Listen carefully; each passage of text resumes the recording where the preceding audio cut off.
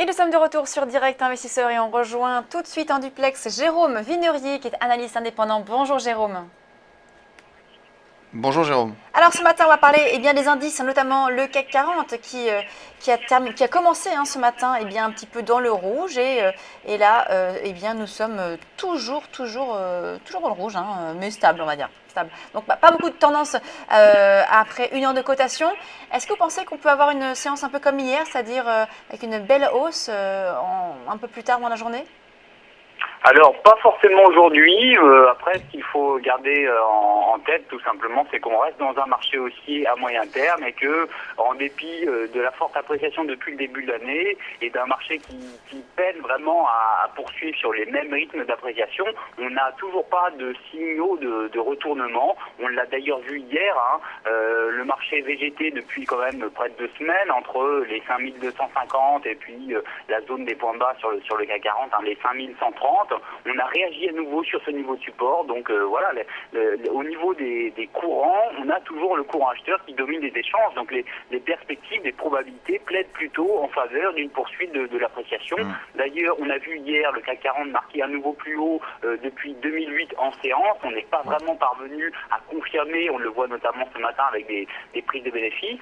Aux États-Unis, le S&P 500 a lui aussi marqué un nouveau plus haut historique en séance avant, en clôture, de faire l'objet de quelques prises de bénéfices. Donc on voit bien que la tendance de fond haussière quand même depuis fin 2014 reste toujours active, mais on n'a pas non plus la capacité à accélérer. Donc tout se joue après au niveau de l'allocation au niveau géographique bien sûr et sectoriel. Alors justement Jérôme, c'est vrai qu'hier la séance américaine a été assez intéressante puisque le S&P avait ouvert en belle progression, même inscrivant un plus haut historique, 2125 points.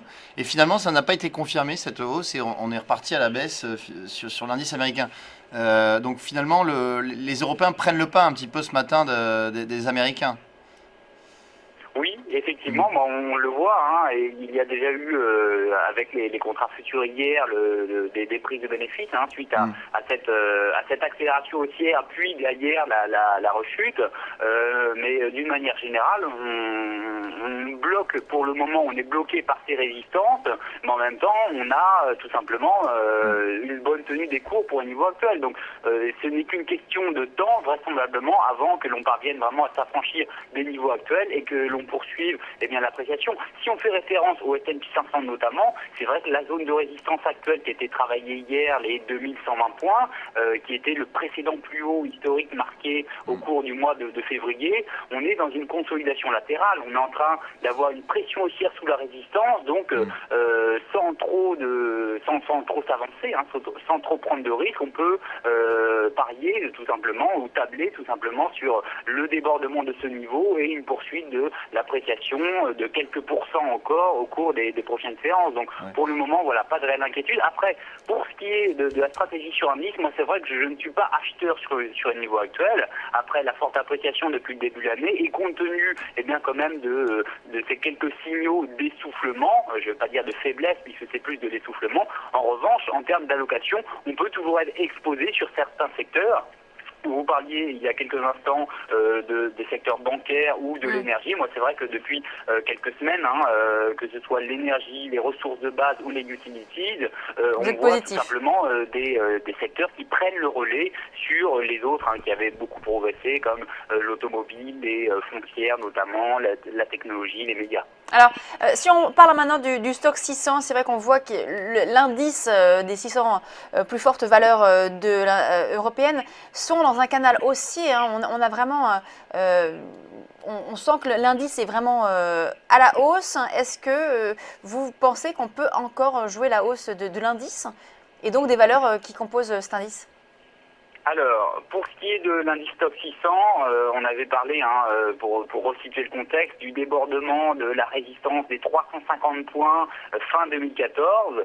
Depuis, on a progressé significativement, entre plus d'une quinzaine de pourcents sur cet indice, et on est même parvenu à s'affranchir avec cet élan des plus hauts, des précédents plus hauts de 2007 et de 2000, qui étaient autour des 400 points, la zone des 404 points. On est actuellement légèrement au-dessus de ce seuil, puisque hier en clôture et les plus hauts qui avaient été inscrits courant avril se situent dans la zone des 415 points. En revanche, on sent un peu comme le CAC 40 sur le niveau actuel, un marché qui, après cette appréciation au cours du premier trimestre, n'a plus forcément la capacité de progresser. Donc on continue de progresser modestement avec cette rotation sectorielle, notamment ces secteurs de l'énergie, des utilities ou des ressources de base qui parviennent à tirer un petit peu les indices, compte tenu du regain d'appétit des investisseurs. Mais se positionner à l'achat sur le niveau actuel n'offre pas des probabilités suffisamment intéressantes et un ratio rendement-risque intéressant. Donc de mon point de vue, je ne me positionnerai pas acheteur sur le niveau actuel sur le stock 600. Alors oui, donc on a bien compris, Jérôme, vous êtes à l'écart des indices. Si on s'intéresse à des valeurs, maintenant, il y a des valeurs que vous suivez particulièrement, notamment Altran ou Parrot également. Effectivement, alors c'est vrai que ce soit sur les valeurs qui composent le stock 600 ou le CAC 40, en regardant à la loupe, on va dire titre par titre, on peut voir des titres qui ont encore une capacité à poursuivre leur appréciation, et même chose sur les petites et moyennes valeurs. Vous avez dû voir ces derniers jours des titres comme Inat Pharma, Biotech, qui a progressé Inat Pharma, très fortement. 70% en 2 séances. Des news qui viennent alimenter ces valeurs, mais voilà, il y a toujours un marché d'action dynamique, en particulier sur les petites et moyennes valeurs. Et c'est vrai que sur le marché parisien, les titres Altran ou Ingenico font, de mon point de vue, encore partie de ces actions qui pourraient continuer de progresser et surperformer tout simplement l'indice parisien. Donc Altran, je vous en ai parlé il y a quelques temps, suite au débordement des 9 € avec d'importants volumes en mars, on a eu un petit épisode de consolidation. Depuis, on a marqué de nouveaux plus hauts. Quant à Ingenico, c'est la même chose. On a vraiment une très belle dynamique de fond. Récemment, le titre avait progressé là aussi le 21 avril dans d'importants volumes. On avait gagné plus de 7%.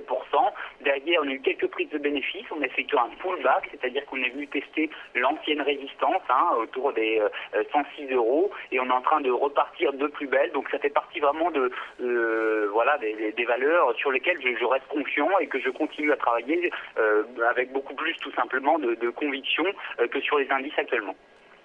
Alors, on a vous parliez d'autres secteurs, on peut peut-être regarder de façon plus large.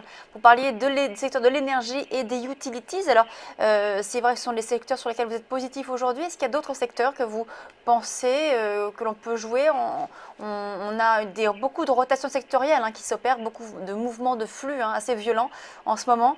Qu'est-ce qu'on peut jouer? Alors au niveau des secteurs, on a une vingtaine de secteurs au niveau européen. C'est vrai que l'ensemble des secteurs a bien performé ces derniers mois. Notamment, j'évoquais l'automobile qui a eu un parcours impressionnant depuis l'automne dernier, puisque on a de nombreuses valeurs, notamment françaises, des titres comme Valeo, qui ont quasiment doublé depuis l'automne dernier, donc en l'espace de 6 mois. Donc même si pour le moment, comme sur les indices d'ailleurs, on n'a pas de signaux de retournement, se positionner sur les niveaux actuels, sur ces valeurs et ce secteur de l'automobile n'offre pas un ratio rendement-risque intéressant. En revanche, on a toujours sur justement l'énergie ou les utilities davantage de potentiel d'appréciation que de correction. Donc en l'état, c'est vrai que sur cette vingtaine de secteurs, en dehors des utilities, de l'énergie, des ressources de base, même si on n'a pas de signaux baissiers sur les autres secteurs, je ne me positionnerai pas à l'achat actuellement sur ces autres secteurs. Alors il y avait d'autres secteurs dont vous nous aviez parlé précédemment, le secteur notamment de l'immobilier. Est-ce que vous êtes sorti complètement de ce secteur? Est-ce que c'est vraiment plus tout le moment d'être positionné dessus, ou au contraire, est-ce qu'il y a encore des opportunités? Là encore, tout dépend de la façon dont on intervient sur ces supports. Soit on a une vision de moyen long terme. Or, si c'est le cas, pour le moment, il n'y a aucun signe de retournement. C'est comme les indices actions.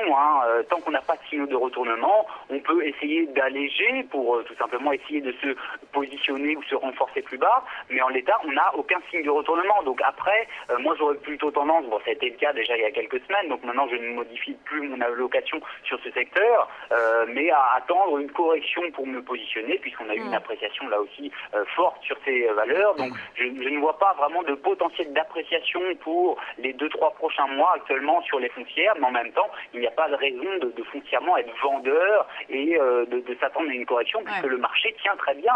On a gagné une vingtaine de pourcents sur les indices depuis le début de l'année, et pour le moment, on tient les niveaux actuels. Donc c'est la raison pour laquelle il n'y a pas de raison d'être inquiet pour le moment sur ce secteur comme sur les indices. Merci beaucoup Jérôme Vunerier, donc analyste indépendant. On vous retrouve à la semaine prochaine pour de nouvelles analyses. On marque une pause et on se retrouve dans quelques instants.